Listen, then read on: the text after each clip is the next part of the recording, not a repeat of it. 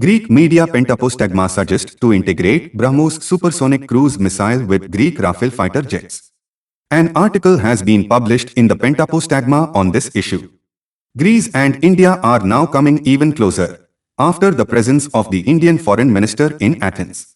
At the same time, Turkey has established an axis with Pakistan and is challenging India in Kashmir, Pentapostagma reported in the article. Turkey is becoming a ruthless Islamic country, as is Pakistan, while Islamabad is helping Turkey with its nuclear program, as Erdogan's goal is to acquire nuclear weapons, according to Pentapostagma.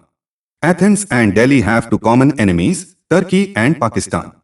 That is why we need to work together in the field of information exchange and in the field of defense. India is producing weapons systems that could change the course of things, said in the article. According to the article, one of these Indian defense products is the BrahMos cruise missile with a range of 290 kilometers and a speed of 3.5 Mach, which can equip Rafale aircraft. The author of the article wrote, "Our country procured 18 Rafale with the first landing in July in Tanagra, having as a plan their equipment with cruise missiles. The Greek Air Force is likely to test the weapons even with Indian missiles. The BrahMos missile would be a formidable weapon in our new French aircraft, which would cause panic in Ankara in combination with the ability of Greek pilots," the article said.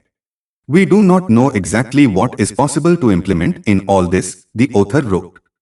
So Erdogan's goal is to acquire nuclear weapons, so he will achieve his goals.